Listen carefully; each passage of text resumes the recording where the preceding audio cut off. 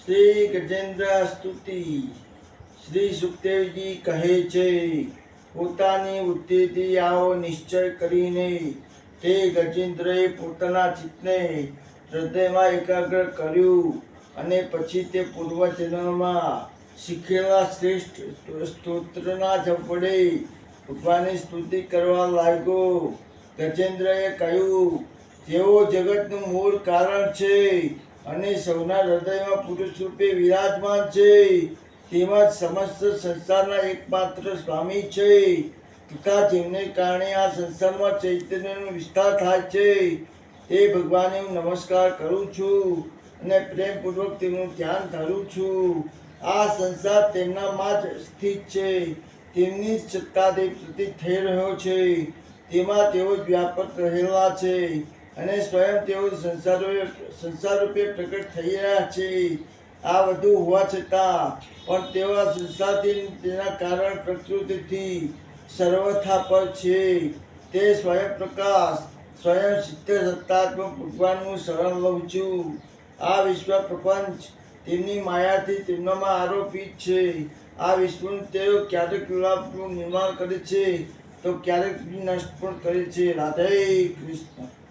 પરંતુ તેમની દ્રષ્ટિ બંને સ્થિતિમાં જેમની તેમ રહે છે, અર્થાત તેઓના સાક્ષી છે. તેઓ જ આ વિશ્વ પ્રપંચના મૂળ કારણ છે, પરંતુ તેમનું કોઈ કારણ નથી. તે પરાત્પર પ્રભુ મારું રક્ષણ કરે. પ્રલયના સમયે સમસ્ત લોકપાલો અને એ બધાના કારણો સંપૂર્ણપણે નષ્ટ થઈ જાય છે અને માત્ર ગાઢ અને કેરો અંધકાર રહેવા પામે છે. પરંતુ અનંત પરમાત્મા તેનાથી સર્વથા પર વિરાજમાન રહે છે. તે જ પ્રભુ મારું રક્ષણ કરે. તેમની લીલાઓનું રહસ્ય જાણવું એ અત્યંત મુશ્કેલ છે. તેઓ નટની જેમ અનેક વેશ ધારણ કરે છે. તેમના વાસ્તવિક સ્વરૂપને નથી તો ઋષિઓ જાણતા કે નથી તો દેવો જાણતા, તો પછી અન્ય એવું કોણ હોઈ શકે કે જે ત્યાં સુધી જઈ શકે અને તેમનું વર્ણન કરી શકે. તે પ્રભુ મારું રક્ષણ કરે, જેમના પરમ મંગલમય સ્વરૂપનું દર્શન કરવા માટે મહાત્માઓ સંસારની સક્રિય શક્તિઓનો પરિત્યાગ કરી દે છે અને વનમાં જઈને બ્રહ્મચર્ય વગેરે અલૌકિક તત્વોનું અખંડપણે પાલન કરે છે, તથા પોતાના આત્માને સૌના હૃદયમાં વિરાજમાન છૂટા રહીને સ્વાભાવિક રીતે સૌનું હિત કરે છે. મુનિઓના સર્વસ્વમાં ભગવાન મારા સહાયક છે. તેઓ જ મારી ગતિ છે. નથી તેના જન્મ અને કર્મ કે નથી નામ અને રૂપ, તો પછી તેમના ગુણ અને દોષ વિશે તો કલ્પના પણ કેવી રીતે કરી શકાય. આમ છતાં પણ વિશ્વનું સર્જન, સ્થિતિ અને સંહાર કરવા માટે તેઓ પોતાની માયાથી બ્રહ્મા, વિષ્ણુ અને રુદ્ર અપનાવે છે. તે જ અનંત શક્તિમાન સર્વ ઐશ્વર્યમય પરબ્રહ્મ પરમાત્માને હું નમસ્કાર કરું છું. તેઓ અરૂપ છતાં બહુરૂપ છે. તેમના કર્મ અત્યંત આશ્ચર્યપૂર્ણ છે. હું તેમના ચરણમાં નમસ્કાર કરું છું. સ્વયં પ્રકાશ સૌના સાક્ષી પરમાત્માને હું નમસ્કાર કરું છું. જેઓ મન, વાણી અને ચિત્તથી અત્યંત દૂર છે, તે પરમાત્માને હું નમસ્કાર કરું છું. વિવેકી મનુષ્ય કર્મ સંન્યાસ કર્મ સમર્પણ વડે પોતાના અંતઃકરણને શુદ્ધ કરીને જેમને પ્રાપ્ત કરે છે, તથા જેઓ પોતે તો નિત્યયુક્ત પરમાનંદ સ્વરૂપ અને જ્ઞાન સ્વરૂપ છે જ, સાથે જ બીજાઓને કૈવલ્ય મુક્તિ આપવાનું સામર્થ્ય પણ માત્ર જેમનામાં છે, તે પ્રભુને હું નમસ્કાર કરું છું. રાધે કૃષ્ણ. જેઓ સત્વ, રજ અને તમ આ ત્રણેય ગુણો ધર્મ અપનાવીને ક્રમશઃ શાંત, ક્રૂર અને મૂઢ અવસ્થા પર ધારણ કરે છે, તે ભેદરહિત સમભાવપૂર્વક રહેલા અને જ્ઞાનદાન પ્રભુને હું વારંવાર નમસ્કાર કરું છું. આપ સૌના સ્વામી છો, બધા જ ક્ષેત્રના એકમાત્ર જાણનારા અને સૌના સાક્ષી છો. હું આપને નમસ્કાર કરું છું. આપ પોતે જ પોતાનું કારણ છો. પુરુષ અને મૂળ પ્રકૃતિ રૂપ પણ આપ જ છો. આપને વારંવાર મારો નમસ્કાર છે. આપ સમસ્ત ઇન્દ્રિયો તેમના વિષયના દ્રષ્ટા છો. સઘળી પ્રવૃત્તિના આધાર છો. અહંકાર વગેરે છાયા રૂપ અસત્ય વસ્તુ વડે આપની સત્તા પ્રગટ થાય છે. સઘળી વસ્તુઓના અસ્તિત્વ રૂપે પણ કેવળ આપ જ દેખાવો છો. હું આપને નમસ્કાર કરું છું. આપ સૌનું મૂળ કારણ છો. આપનું કારણ કોઈ જ નથી. તથા કારણ હોય તો પણ આપનામાં વિકાર કે પરિણામ આવતા નથી. તેથી આપ અનોખું કારણ છો. આપને મારા વારંવાર નમસ્કાર છે. જે બધા નદી ઝરણા વગેરેનો પરમ આશ્રય સમુદ્ર છે, તેવી રીતે આપ સમસ્ત વેદો અને શાસ્ત્રોને પણ તાત્પર્ય છો. આપ મોક્ષ સ્વરૂપ છો અને સગળા સત્વ આપનું સમવે છે. તેથી હું આપને નમસ્કાર કરું છું. જેમ યજ્ઞના અણિકાશમાં અગ્નિ ગુપ્ત રહે છે, તેવી જ રીતે આપણે પોતાનું જ્ઞાન ગુણની માયાથી ગોપનીય રાખ્યું છે. ગુણોમાં ક્ષોભ થવાથી તેમના વડે વિવિધ પ્રકારની સૃષ્ટિ રચનાનો આપ સંકલ્પ કરો છો. જેઓ કર્મ સંન્યાસ કે કર્મ સમર્પણ વડે આત્મતત્વની ભાવના કરીને વેદ શાસ્ત્રોથી ફળ થઈ જાય છે, તેમના આત્માના રૂપમાં પોતે પ્રકટ થઈ જાઓ છો. હું આપને નમસ્કાર કરું છું. જેમ કોઈ દયાળુ મનુષ્ય ઝાડમાં ફસાયેલા પશુનું બંધન કાપી નાખે, તેવી જ રીતે આપ મારા જેવા શરણાગતોને બંધનમાંથી મુક્ત કરો છો. આપ નિત્ય મુક્ત છો, પરમ કરુણામય છો અને આ ભક્તોનું કલ્યાણ કરવા પ્રમાદ કરતા નથી. આપના ચરણોમાં મારા નમસ્કાર છે. સઘળા પ્રાણીઓના હૃદયમાં આપ પોતાના અંશથી અંતરાત્મા રૂપે પ્રાપ્ત થતા રહો છો. આ બધા ઈચ્છાઓથી પરિપૂર્ણ અને અનંત છો. આપને હું નમસ્કાર કરું છું. જેઓ શરીર, પુત્ર, વડીલ, ઘર, સંપત્તિ અને સ્વજનો આસક્ત છે, તેમને આપની પ્રાપ્તિ થવી અત્યંત મુશ્કેલ છે, કારણ કે આપ પોતે ગુણોની આસક્તિ વિનાના છો. રાધે કૃષ્ણ. જીવન મુક્ત મનુષ્ય પોતાના હૃદયમાં નિરંતર આપનું ચિંતન કરતા રહે છે, તેવા બધા ઐશ્વર્યથી પરિપૂર્ણ જ્ઞાન સ્વરૂપ ભગવાનને હું નમસ્કાર કરું છું. ધર્મ, અર્થ, કામ અને મોક્ષની કામનાથી મનુષ્ય તેમની ભક્તિ કરીને પોતાની અભિષ્ટ વસ્તુ પ્રાપ્ત કરી લે છે. એટલું જ નહીં, તેઓ મનુષ્યોને બધા પ્રકારનું સુખ આપે છે ને પોતાના જેવું અવિનાશી પાર્ષદ શરીર પણ આપે છે. જેઓ અપાર દયાળુ છે, એવા પ્રભુ મારો ઉદ્ધાર કરે. જેમના અનન્ય પ્રેમી ભક્તો તેમના ચરણે રહીને તેમની પાસેથી કોઈ પણ વસ્તુની મોક્ષ સુધાની પણ કામના કરતા નથી. તેમની પરમ દિવ્ય મંગલમય લીલાઓનું ગાન માત્ર કરતા ને આનંદ સાગરમાં ડૂબેલા રહે છે. જેઓ અવિનાશી, સર્વશક્તિમાન, અવ્યક્ત, ઇન્દ્રિયાતી અને અતિ સૂક્ષ્મ છે, જેઓ અત્યંત પાસ્ય હોવા છતાં પણ ઘણા દૂર જણા છે, જેઓ આધ્યાત્મિક યોગ એટલે કે જ્ઞાન યોગ અથવા ભક્તિ યોગ પ્રાપ્ત થાય છે, તે જ આદિપુરુષ અનંત અને પરિપૂર્ણ પદ પરમાત્માની સ્તુતિ કરું છું. જે પ્રમાણે અગ્નિમાંથી તેની જ્વાળાઓ નીકળે છે અને તેમાં લીન થાય છે, જેમ સૂર્યમાંથી કિરણ નીકળે છે અને તેમાં લીન થઈ જાય છે, તે જ રીતે સમસ્ત વિશ્વ પ્રપંચ અર્થાત પૂર્ણ પ્રવાહ બુદ્ધિ, મન, ઇન્દ્રિયો અને તમામ સદો તેમનાથી ઉત્પન્ન થાય છે અને તેમનામાં વિલીન થઈ જાય છે. તે ભગવાન નથી દેવ કે નથી અસુર, નથી મનુષ્ય કે પશુ પક્ષી, નથી સ્ત્રી પુરુષ કે નપુંસક, તેઓ ગુણ કર્મ કાર્ય કે કારણ પણ નથી, પરંતુ આ બધા નિષેધ થઈ જતા જે કંઈ શેષ રહે છે તે જ તેનું સ્વરૂપ છે, તથા તેઓ સર્વકાંત છે. તે જ પરમાત્મા મારો ઉદ્ધાર કરે.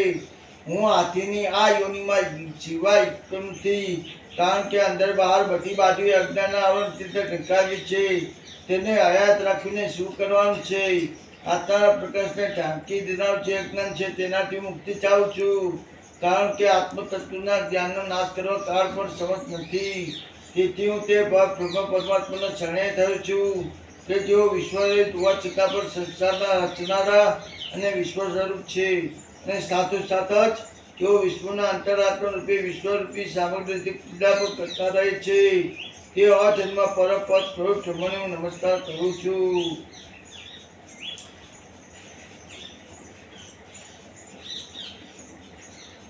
યોગી જનો યોગ વડે કર્મ વાસના અને કર્મ ફળને બાળી નાખીને પોતાના યોગ શુદ્ધ હૃદયમાં જે યોગેશ્વર ભગવાનનો સાક્ષાત્કાર કરે છે, તે પ્રભુને હું નમસ્કાર કરું છું. હું પ્રભુ આપની સત્વ, રજ અને તમ એ ત્રણ શક્તિઓના લાભ વગેરેના વેગ હશે છે. સઘળી ઇન્દ્રિયો અને મનના વિષયના રૂપમાં પણ આપણે સ્થિતાઓ છો. તેથી જીવની ઇન્દ્રિયો વશમાં નથી, તે લોકો તો આપની પ્રાપ્તિ માર્ગ પણ પામી શકતા નથી. આપની શક્તિ અનંત છે. આપ શરણાગત વત્સલ છો. આપને હું વારંવાર નમસ્કાર કરું છું. આપની માયા આમ ભાવથી આત્મ સ્વરૂપ ટકાવ્યું છે, તેવા જીવ પોતાના સ્વરૂપને ઓળખી શકતું નથી. આપનો મહિમા અપાર છે. તે સર્વશક્તિમાન અને માધુર્યના ભંડાર ભગવાનના શરણમાં છું. શ્રી સુખદેવજી કહે છે, હે આ પ્રમાણે ગજેન્દ્રએ કોઈ ભેદભાવ વિનાની વિશેષ ભગવાનની સ્તુતિ કરી હતી. તેથી વિઘ્નના ઉત્પત્તિને પોતાનું સ્વરૂપ માનનારા બ્રહ્મા વગેરે દેવોને બચાવવા માટે આવ્યા નહીં. ત્યારે પોતે શરૂઆતમાં હોવાને કારણે સર્વદેવ સ્વરૂપ ભગવાન શ્રી હરિ પોતે જ પ્રગટ થયા. વિષ્ણુના એકમાં ધરાધાર ભગવાને જોયું કે ગજેન્દ્ર અત્યંત દુઃખી થઈ રહ્યો છે. તેથી તેની સ્તુતિ સાંભળીને ચક્રધારી ભગવાન વેદમય ગરુડસિંહ પર સવાર થઈને અત્યંત વેગપૂર્વક ત્યાં જવા ચાલી નીકળ્યા. કે જ્યાં ગજેન્દ્ર ભારે સંકટમાં ફસાયો હતો તેમની સાથે સ્તુતિ કરતા કરતા દેવો પણ આવ્યા.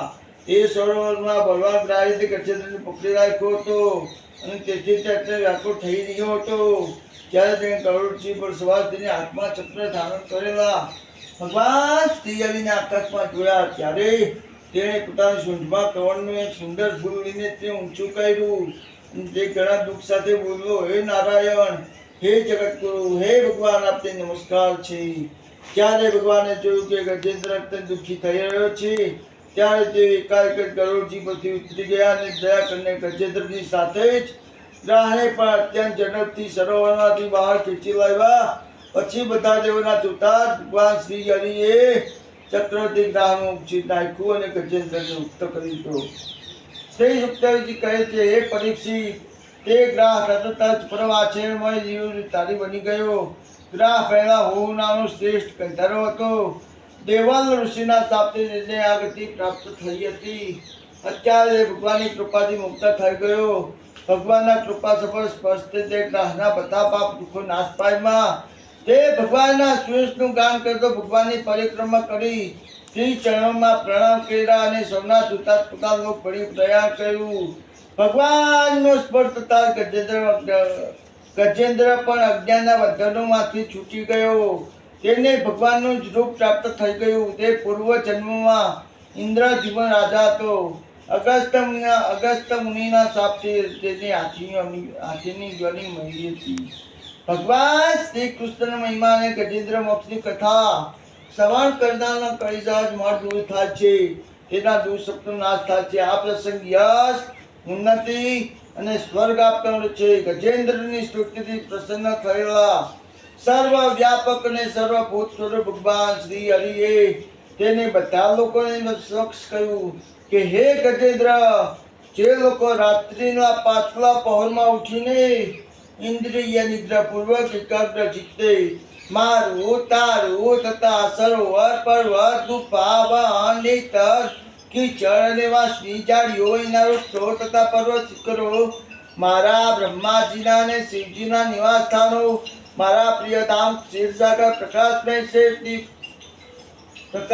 શ્વેત શ્રી વસ્ત કૌસ્તુ ભમનીવન મારા કૌમૂર્તિ ગદા સુબુદ્ધ ચંદ્ર પાંચન્ય શંખ પક્ષી રાજગઢ મારી સુપ્ત કલા શ્રેષ્ઠજી, મારા આશ્રય લક્ષ્મીદેવી બ્રહ્માજી નારદ શંકરજી ભક્તરાજ પ્રહલાદ મત્સ્ય કચ્છ પુરા વગેરે અવતારોમાં કરેલા મારા અનંતમય પૂર્ણ ચરિત્રો સૂર્ય ચંદ્ર અગ્નિ ઓંકાર સિદ્ધ મૂળ પ્રકૃતિ ગાય બ્રાહ્મણ ધર્મની પત્નીઓ દક્ષ કન્યાઓ ગંગા સરસ્વતી અલગ કંદા યમુના એરા તાથી ભક્ત શિરોમણી ધ્રુવ સાત બ્રહ્મશ્રી અને પવિત્ર કીર્તિ મહાપુરુષો નર યુધિષ્ઠિર જનક વગેરેનું સ્મરણ ચિંતન કરે છે.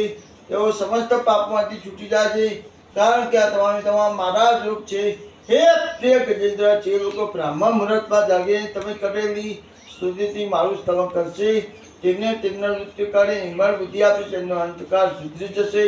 રાધે કૃષ્ણ બોલો શ્રી પરમ શ્રી ભગવાન કી જય.